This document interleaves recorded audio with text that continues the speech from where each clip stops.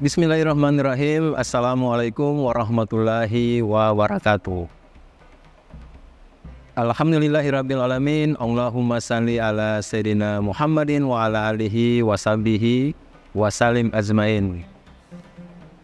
Alhamdulillah, kami dari Yayasan Rubatul Khairat Kota Ternate di bawah pimpinan Al-Habib Abdurrahman bin Kamil As-Sagaf. Sementara ini kami lagi membangun gedung pondok pesantren Rubatul Khairat Madrasah Al-Ulya yang sementara dibangun, ya. Gedung lantai 3. Kami sangat membutuhkan dana infak dan sedekah dari jamaah bapak-bapak dan ibu-ibu. Bagi yang mau berinfak untuk melanjutkan pembangunan gedung pondok pesantren, bisa ditransfer di rekening Bank Syariah Indonesia atas nama Yayasan Rubatul Khairat. Nomor rekening 72356395526. Terima kasih.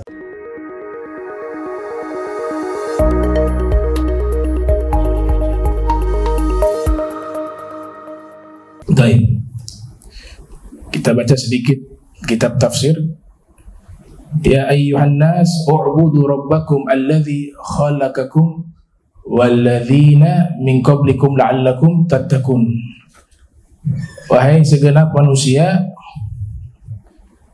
u'budu rabbakum, sembahlah pencipta kalian, alladzi khalaqakum, yang telah menciptakan kalian, walladzina min qablikum, dan orang-orang sebelum kalian, la'allakum tattaqun, agar kalian bertakwa kepada Allah Ta'ala. Biasanya diawali dengan lafaz ya ayyuhan nas. Itu adalah jenis surat Makkiyah yang Allah turunkan ketika Nabi belum hijrah ke kota Madinah Al-Munawwarah. Ya, diterangkan oleh para ulama seperti Profesor Dr. Sayyid Muhammad Ibn Alwi Al-Maliki dalam kitabnya Zubdatul Itqan fi Ulumil Quran. Ketika ada ya ayyuhan nas, itu indikator adalah satu ayat atau surat yang Allah turunkan kepada Nabi Muhammad SAW sebelum beliau hijrah ke kota Al-Madinah Al-Munawwarah.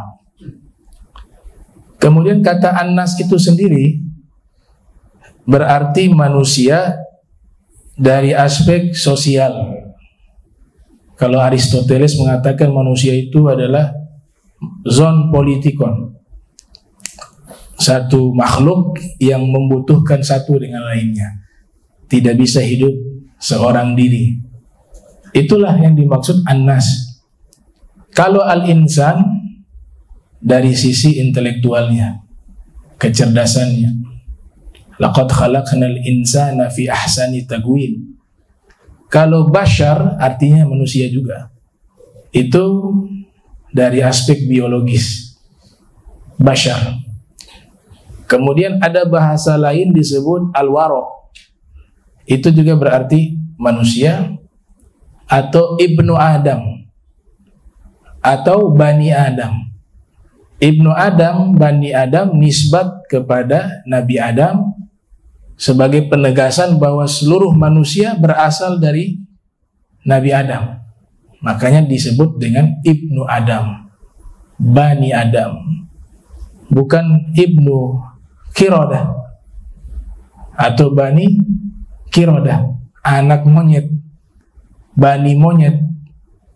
Ada teori evolusi, ya, dari Darwin, bahwa manusia itu berubah dari masanya yang awalnya monyet berubah jadi manusia. Teori evolusi, ya, Homo sapiens, manusia purba itu, Meganthropus erectus, ya, dan lain sebagainya.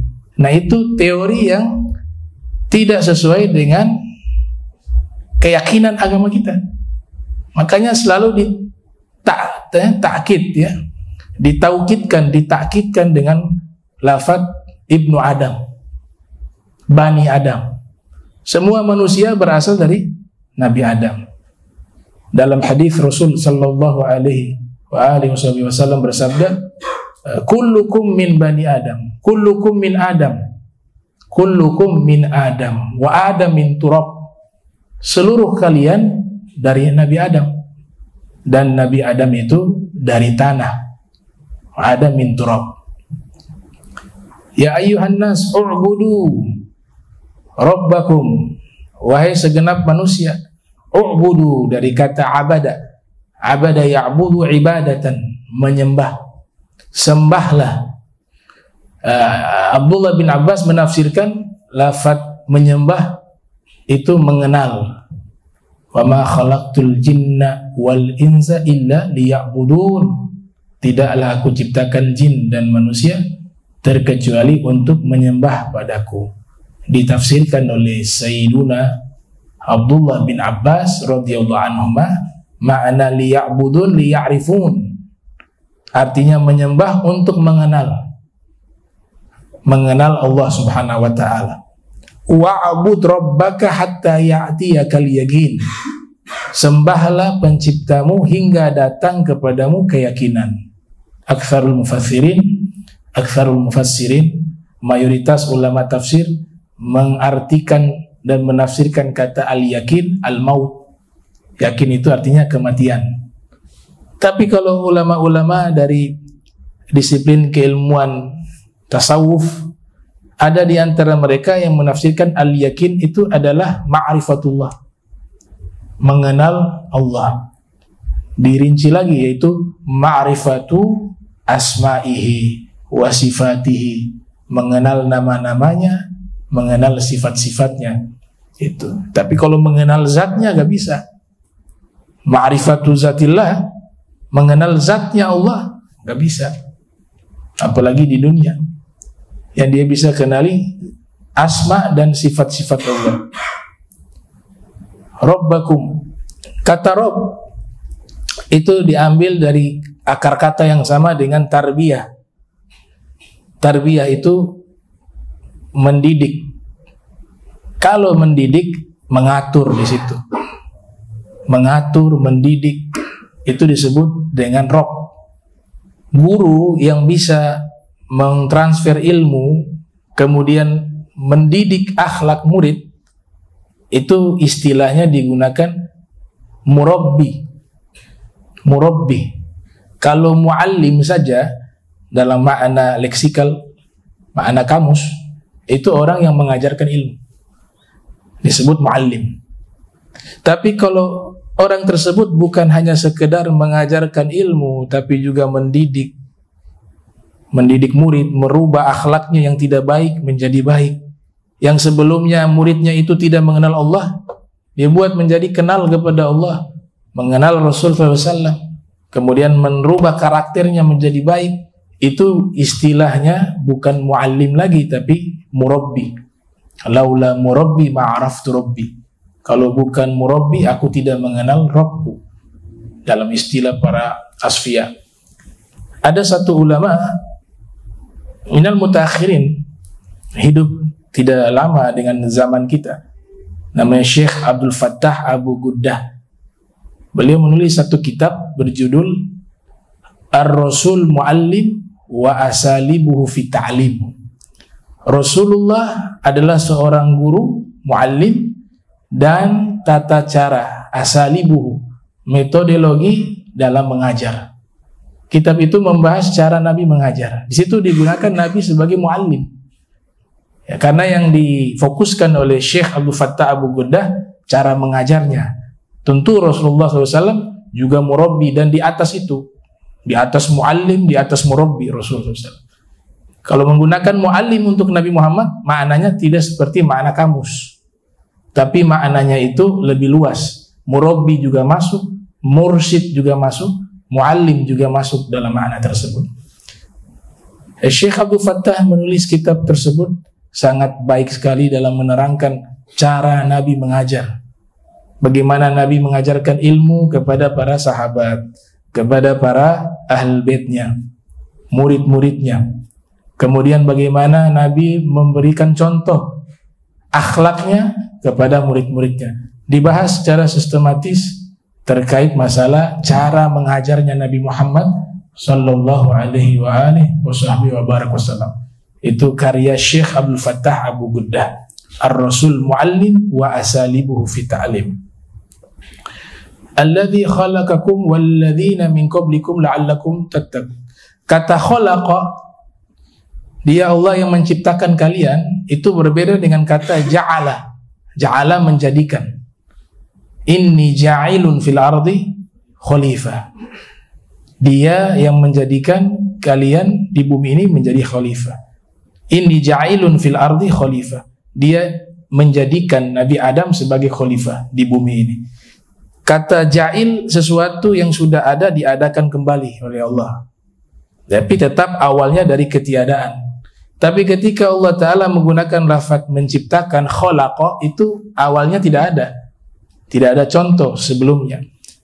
Misalnya di dalam firman Allah Subhanahu wa Ta'ala berfirman di surat As-Sajdah, ya, khalaqas samawati wal arda wa ma bainahuma fi sittati ayyam thumma istawa 'alal arsy ma lakum min dunihi min waliyyin wala syafi' afala tatadzakkarun yudabbirul amra minas samai ilal ardi thumma ya'ruju ilaihi fi yawmin kana miqdaruhu alfa sanatin mimma ta'uddun. Dia Allah yang menciptakan langit, khalaqas samawati, ya, 7 lapis langit, wal arda, dan bumi, wa ma bainahuma, dan apa yang ada di antara keduanya, fi sittati ayyam, hanya dalam masa waktu 6 hari. Ayat ini ditafsirkan dengan ayat yang lain. Al-Imam Al-Biqai menulis kitab Nazmud Durar fi Tanasubil Ayati Wassuwar yang memadukan ayat satu dengan ayat yang lain. Penafsirannya ayat dengan ayat. Beliau mengatakan penafsiran ini di ayat yang lain Allah sebut Allahu badi'us samawati wal ard. Allah badi'us samawati wal ard. Allah membid'ahkan langit dan bumi. Kata badi dari kata bid'ah. Bid'ah itu sesuatu yang diadakan yang belum ada contoh sebelumnya. Itu makna bahasa menurut Al-Imam Al-Asbahani, ya, dalam kitab beliau Mu'jam Mufradati Al-Fadhil Qur'an Al-Karim, dan juga menurut Al-Imam As-Sayyid Abdullah bin Muhammad bin Siddiq Al-Gummari dalam kitab beliau Itqanus Sun'ah fi Tahqiqi Ma'nal Bid'ah, yang membahas tentang makna bid'ah, karya As-Sayyid Abdullah Al-Gummari.